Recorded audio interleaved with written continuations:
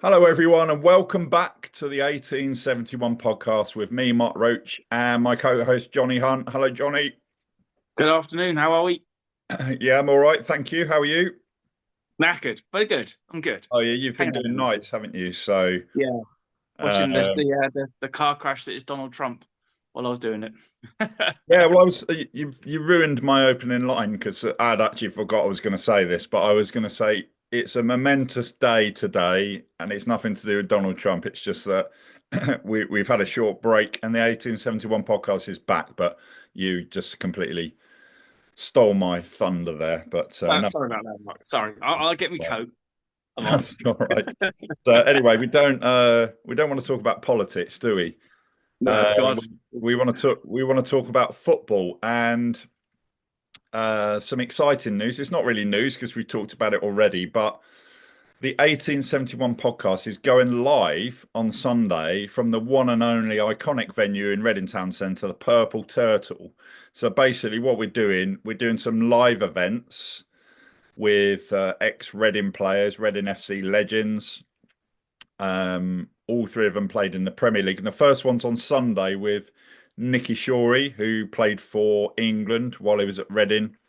Part of the 106 team, part of the team that played in the Premier League for the first time, part of that famous Reading team.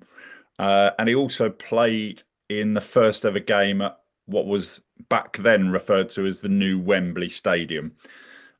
With I think Beckham was in that team, Michael Owen, who else? Jamie Carragher, Lampard, Gerrard.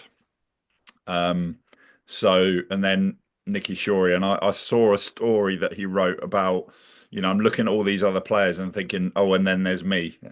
So, but first Reading player, um, current Reading player to represent England for more than 100 years. So we've had other Reading players, but representing England, but not while they're at Reading, if that makes sense. So anyway, looking forward to that. So the one difference from the 1871 podcast is that it's a one-on-one Q&A with Nicky Shorey on Sunday. So it's at the Purple Turtle. I'm sure you all know where that is. If you're not quite sure, the address is 9 Gun Street in Reading. So it's right in the town centre. There's a car park right next to it, Hollybrook, and the main Oracle car park as well. So that's where we're recommending people park if they're coming by car. Um, so that's going to be the first of our kind of live 1871 podcast events. So that's coming up this Sunday. It starts at 1 o'clock. The doors open at 12. There's still tickets available. Um, and the main difference from the 1871 podcast is that it will be one on one.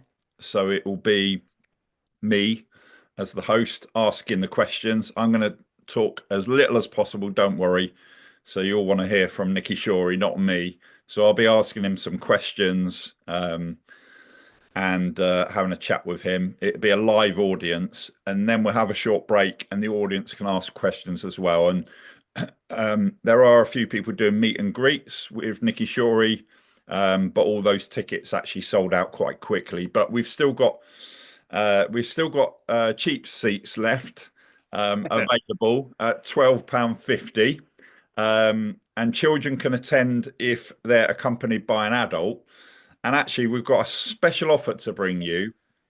So if you do want to come along and you haven't got a ticket yet, when you contact us to buy a ticket, if you mention the 1871 podcast, then if you're bringing a child or children along, the child or the children can get in free.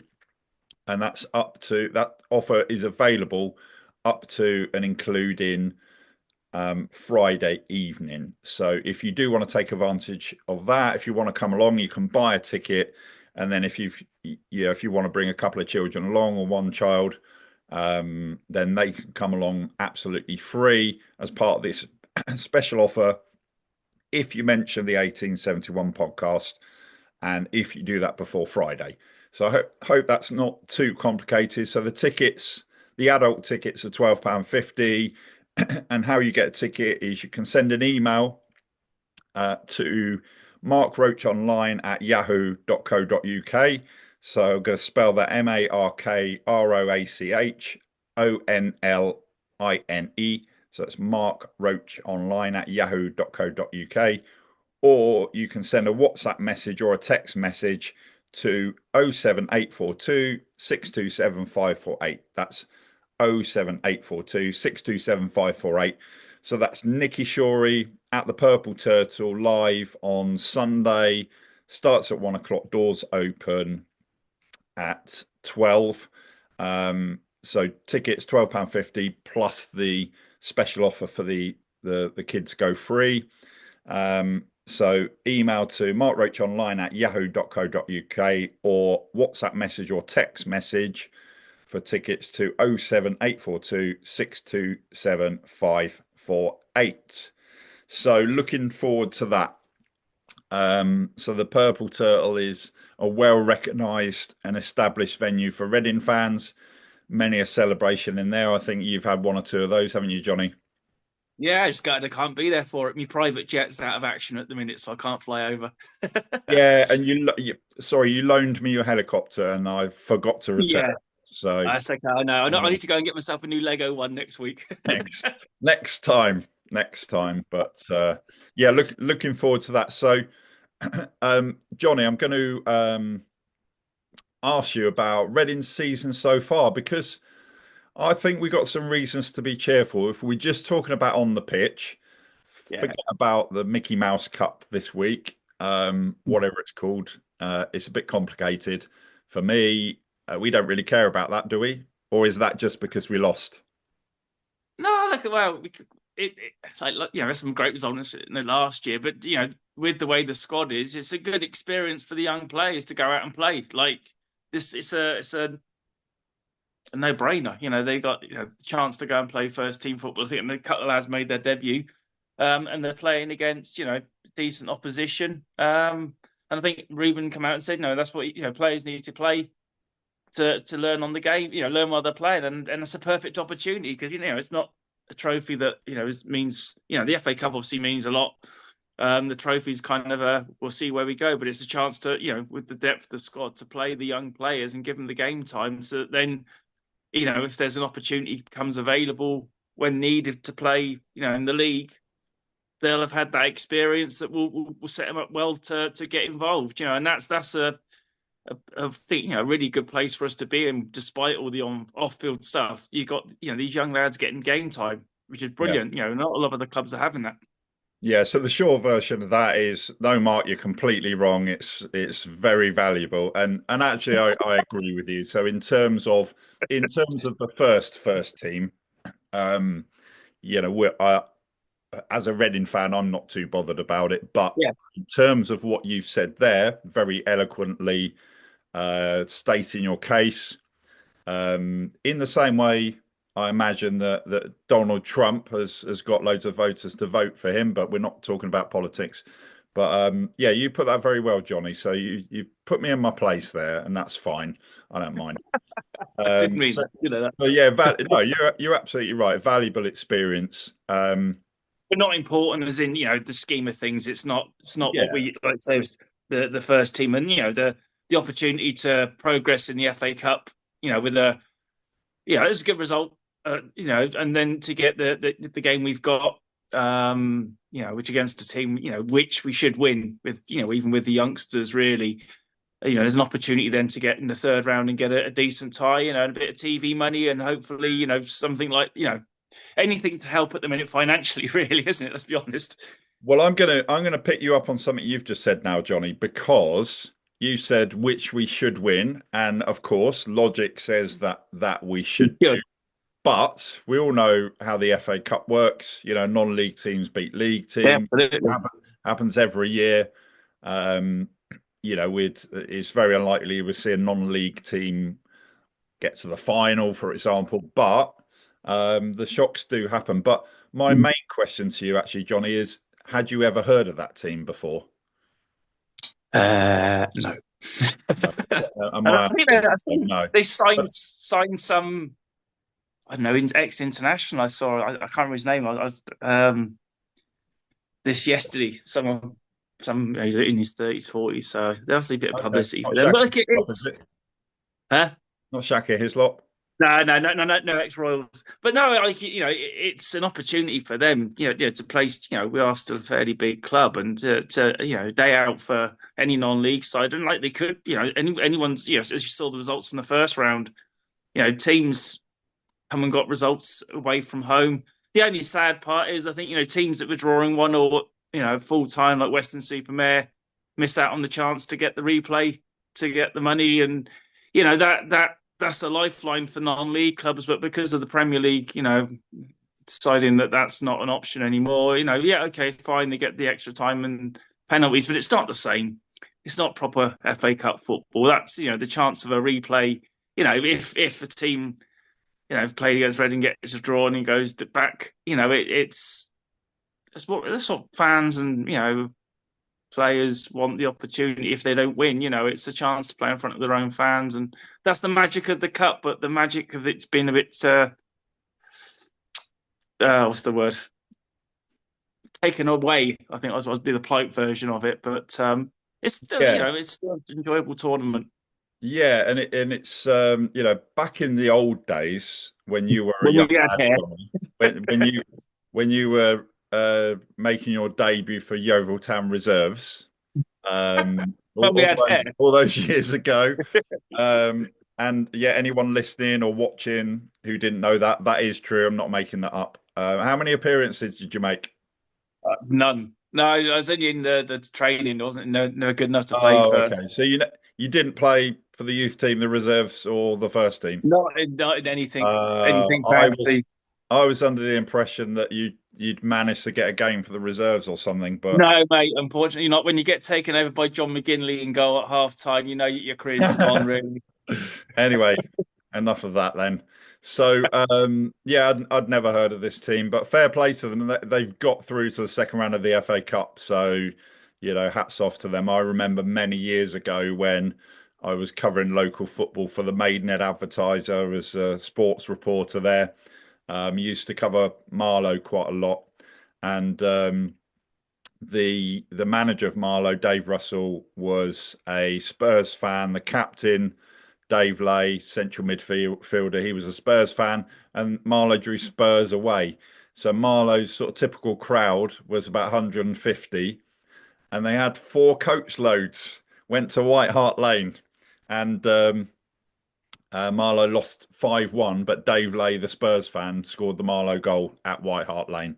So anyway, nothing to do with Reading, but We uh, say about like Yeovil Town, like when I was there, back in the 80s, they were one of the big giant killers in the cup. They'd say a lot of yeah, teams would go against Yeovil and play at the old Hewish yeah, slope, which was a horrible ground. and Woking And as well, non-league giant killers. yeah, and Actually, the reason I referred to back in the old days, I was going to say that back in the old days, the final used to have replays, and then I yeah, lost my train of thought. That's just old age. So we're doing well. yeah, so FA Cup. I mean, let's talk about that. Are we? It's weird to be in a situation where we're like rubbing our hands with the anticipation of a big club in the third round, isn't it? Really, it's a bit odd. But yeah, we like you say, logic says we should get through, but we can't. They've got through Yeah, to the second round on merit. They didn't get a bye there, absolutely. so we I'm sure they will. I'm sure they'll take that seriously, but. There's plenty of examples where things have gone wrong in the FA Cup for the so-called bigger side. As we did last year, wasn't it, against Eastleigh? Yeah, We exactly got that, knocked out. exactly that. So Yeah, yeah, there's been some interesting FA Cup ties over the years. Obviously, semi-final against Arsenal. Um, so yeah, lots of great cup games. Simor Cup is always the one that yeah, we talk about with fondness, isn't it? Because Martin Hicks, the captain, lifted a trophy at Wembley, and then every other game at Wembley we've lost. yeah. So Some big games back in the day, wasn't there? Arsenal were at home. We played Arsenal at home in the cup back in the yeah, 70s and the 80s, and Man United in the 90s, wasn't there? So at Southampton, we beat at the yeah, old Elm Park. So it's still a tournament with a lot of history, and I think it's for the teams that can dream, the non-league teams, and even for us, yeah, it's a bit humbling being back in round one and round two after 20 odd years. But it's I think from a footballing point of view, it's a new challenge for those players that they're going to be favourites in a game, probably for one of the first Yeah. times, and it's a different pressure and it's a different expectation. So it's a good learning experience again for them, as a trying to take it kind of as an impartial kind of football point of view. That's going to be a real challenge for Ruben to get them because they're not going to used to be playing non-league. A lot of young lads against maybe a few kind of experienced non-league players who, old style footballers, should we say, with a bit of the physicality. So, it's, like you say, it's not going to be easy. Yeah, and let's talk about the league now. So go back to the October results, and I think by and large, season so far, it's been good. I mean, if we said at the start of the season that at this point we'd be where we are, I think we would have all been pretty happy with that because we didn't really know what to expect. But it's now a lot of those players have been in the team. They're in their second season, so they're established players. And going back to October, I mean, 3 wins in a row, including 2-1 away to Exeter, which was kind of a surprise result because I think at the time Exeter were fourth or fifth or something like that, weren't they? Yeah. Yeah. So three wins in a row, and then came down to earth with a bump at Stockport. And obviously, if we thought Reading's situation was bad, then Stockport they dropped into, I think it was National League North, didn't they? And Yeah. they're back on the way up. But obviously Reading come down from the Premier League and the Championship, so it is different. But yeah, so that was a bit of a humbling. And just looking at the table now, Johnny, I just had a thought actually before we started recording this. Is there a danger that Reading might actually be in the Championship next season? What do you think? Thoughts? Go. I think it's, as I said before, and we're going to get the odd game where we're going to get beaten. Like that, like we had with Bolton, Stockport. That's where we're at as a team. They played a lot of games in 3 games, and that was the fourth game in however short period of time. And they're a small squad, and we're getting a couple of injuries now. So if you go along and win 3 out of 4 over a season, that's Yeah, pretty good if you did your maths on it, wouldn't it? Or 2 wins, a draw, and a loss.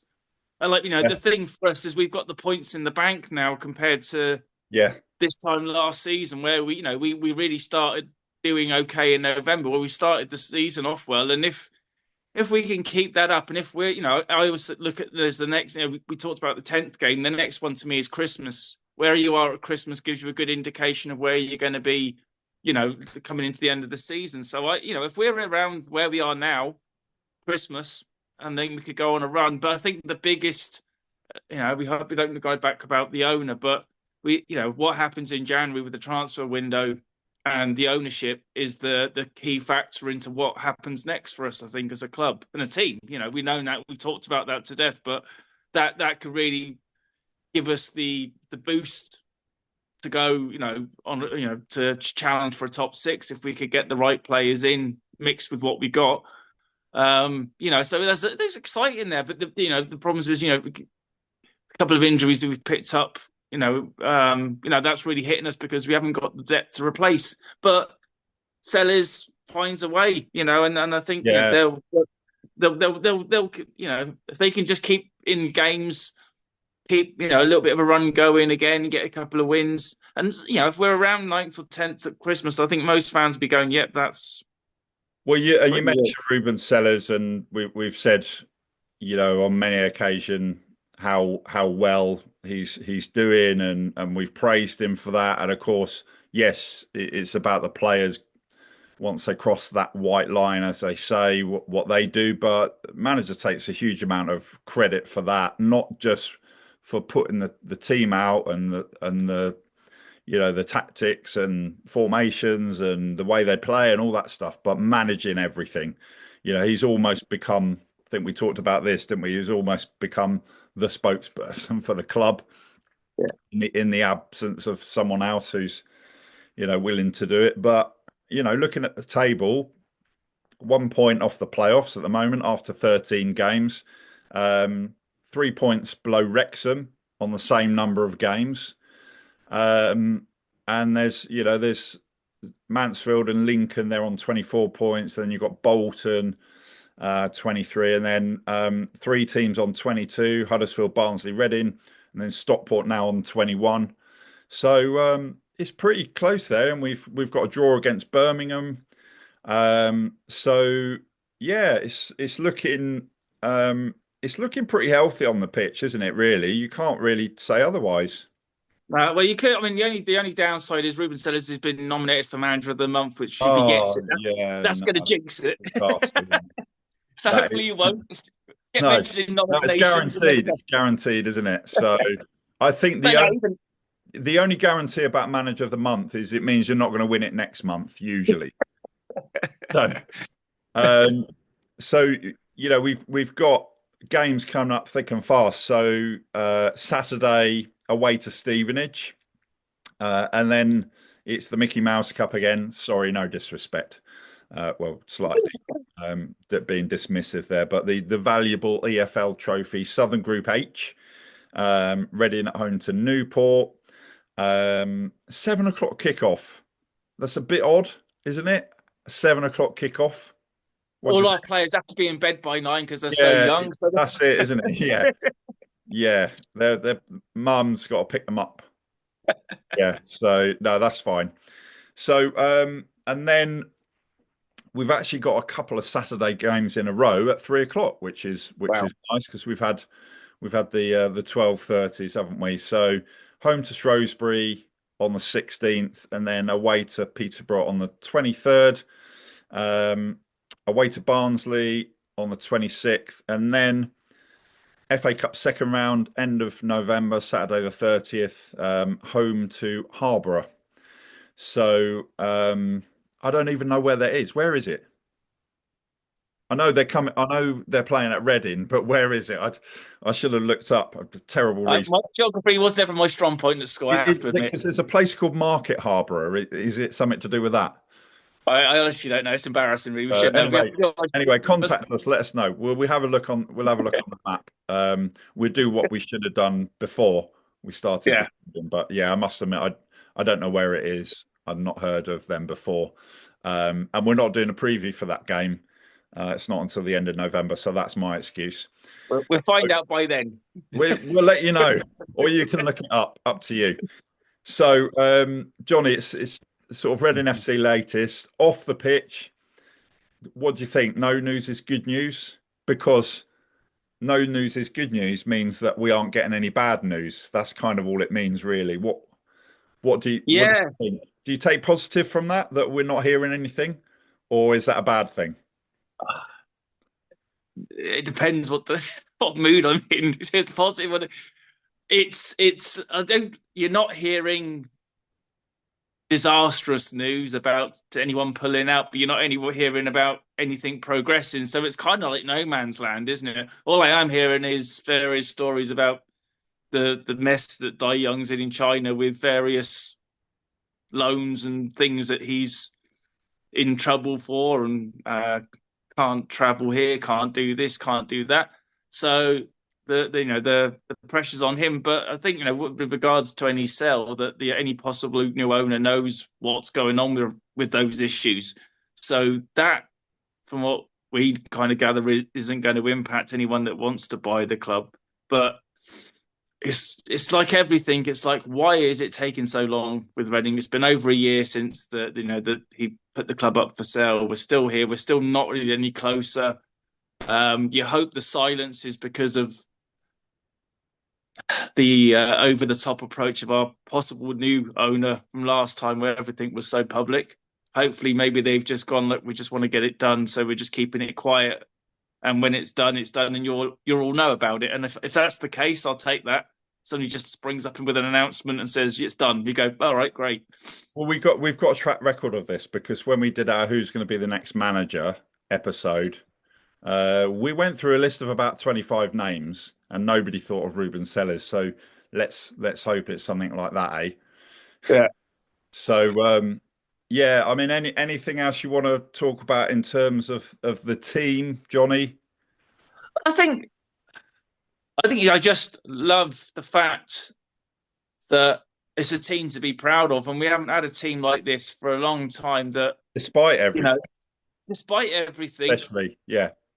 and they go out there and they put in a shift every game. We've had the Stockport game. I say they just out muscled and a couple of mistakes. Players getting tired because they're playing a lot. They're not getting the breaks. But as I said, you're kind of expecting that every few games that we're going to get a blip, and then they bounce back, and they get some good. We've got some great results. I don't think anyone would have expected that, and then that's down to Sellers as he's probably his leader, he's coach, he's spokesperson, he's probably next to him as a bus driver as well if that job goes. Um, but they play for him. The fans are behind them all.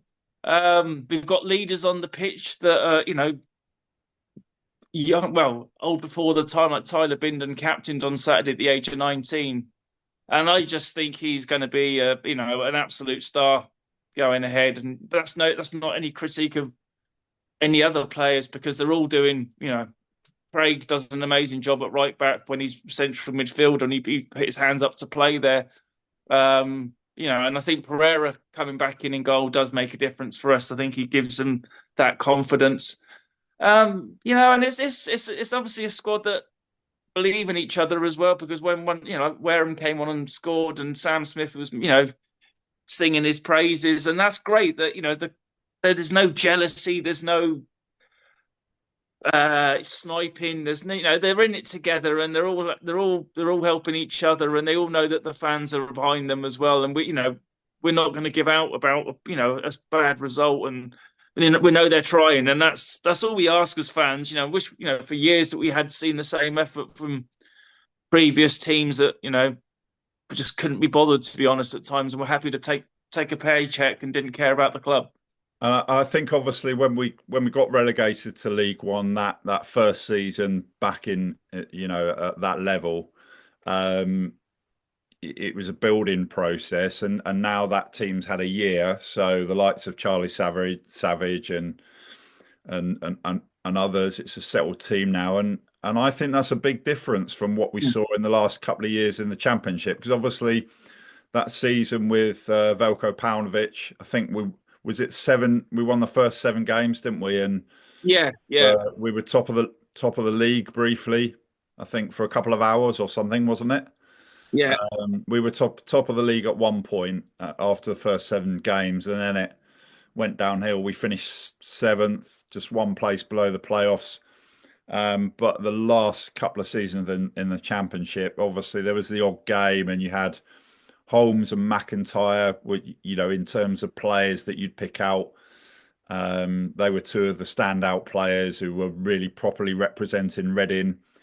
But it was just a bit dire, wasn't it, on the pitch? But now we have got a young team, but they're getting some decent results. And you look at some of the clubs in that division. Okay, well, Birmingham are they're started the season as favourites to go up. They're still favourites to go up. Um, and then obviously your Wrexhams and Mansfields and those sort of clubs. But um, that result away to Exeter, you yes, travel all that way, and that is a disadvantage to go all that way. And this is only from Reading to Exeter. You imagine if we lived in Darlington or somewhere like that. So yeah, it was, that for me, I would say the Birmingham result, the 1-1 against Birmingham was obviously a good result, but the win away to Exeter is the highlight of the season for me. I think. What would that be for you, Johnny, so far? same. The Exeter result was superb.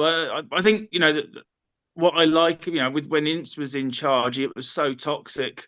Yeah, I mean, yeah, we had to kind of we were getting players just because they were available. Andy Carroll and Junior Hoylett and and they were experienced players. Shane Long came back, and it was like we kind of just got them in. Um, and it was kind of very much just kind of put them in and hope for the best kind of thing. But now, we've actually, It felt like going through the motions at times. yeah. And Ince was very toxic, and he was very, he'd hung people out to dry, and everything was everyone else's fault. Whereas now, we've got that real togetherness. Sellers doesn't hang the players out to dry. If he says anything, he says it privately, and he backs the team, and he believes in them. Apart And from once. yeah, yeah, like but it's not all the time, and it's not about him.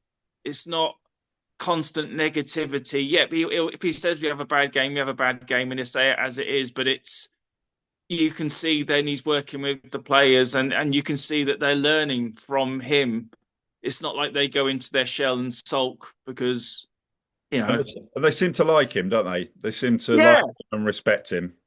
and that's it, and that's I think that's the huge part, and they seem to have a lot of respect for each other because I think they've got that kind of siege mentality amongst them all that they've been through hell the last 18 months, and they're still fighting for each other, and they're fighting for the club, and we're fighting for them, and that is brilliant. And it's amazing what can happen in adversity for people, that you really see people's positive points and fight, and it's lovely to see.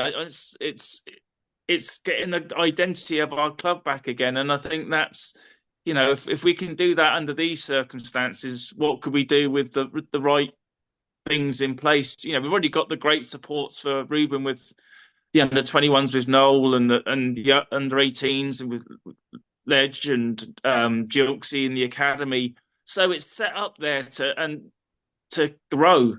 And if you've got kind of, we talked about a lot on here about the old days of the setup with Coppell, but it was all the background staff. Hmm. We're starting to rebuild that again in the right identity and identity of players, and identity off the pitch, and what they expect, and that, you can see it's still early days. It goes back to the days of when Pards probably took over, and that kind of rebuild that we had after Tommy Burns, bless him, left the club, and we just come to the Majewski, and it feels a bit like that again, and we're kind of in that Yeah, rebuild, and yeah, and that's good. I like it. let's hope for another Jamie Curitan moment, because that Jamie Curitan moment, one of the outstanding memories of relatively recent years, the Mm, last 2 or 3 decades. And that was to get us out of this level of football up into what is now the Championship. yeah, And I think what's also interesting is that we've spent most of this part of the podcast talking about on the pitch stuff, yeah, and that's because there's no news, but there does feel like there's a bit more. Oh well, let's just focus on the team, um, and let that other stuff kind of take care of itself in the background. yeah. Or it feels a bit like that, doesn't it? Yeah, and I think, like, I think we've all talked to death about takeovers and the owners and the new owners, and if we forget, not well, maybe we do forget that, let's get back on focusing on the team and what they're doing, and actually looking at and giving them the praise and the support. We know we have, but let's Yeah, just focus on them. We don't know what else is going on, so we just park the ownership. It's what it is. Let's just give this team the support, up till Christmas, over the next couple of months. Back them in every game, and see what they can do. They surprise us. They've picked up some great results, and they'll continue to surprise us. And I think they can only continue to get better. And everything's an improvement, and you can see that in them. See the players improving. You can see the shape of the team improving, and it's absolutely brilliant to see. And you can't sing enough praises of Ruben and the team and the coaching staff and the academy and all the setup. yeah, great. They deserve it all for what they've done in these circumstances, because they could have jumped and said, I'm not doing this anymore, and gone and got other jobs, probably. That Yeah. have been, but they haven't, and they've stuck there. And if they stick with us, we stick with them. Through because there will be a bit of thick and thin. And that's the way Yeah. football goes. But we're prepared for that. That's Yeah. It's been an interesting season so far, to say the least. And yeah, we'll bring you another episode soon. But that's pretty much it for now. But just a reminder that there's still tickets on sale for Sunday's event. So that's the Q&A at the Purple Turtle with Nicky Shorey. Doors open at 12. The event starts at 1 o'clock. There's still tickets available, and we've got the special offer. If you're coming along, if you buy a ticket between now and Friday evening, then if you want to bring one or more children along with you, they can come for free if you mention the 1871 podcast when you book your ticket. And I'll just give you the details again if you want to get in touch. So adult tickets £12.50. The email address, if you want to get in touch by email, is Mark Roach Online. So it's MarkRoach online, Mark Roach Online at yahoo.co.uk. And you can send a WhatsApp message or a text message to 07842 627 548. That's 07842 627 548. So looking forward to that. Be the first time I've ever met Nicky Shorey, actually. So I'm looking forward to that. So Johnny, thanks for your time. Look forward to the next all the time. pleasure. And yeah, have a nice few days until the next game comes around. Absolutely. Yours. All right, thanks, Johnny.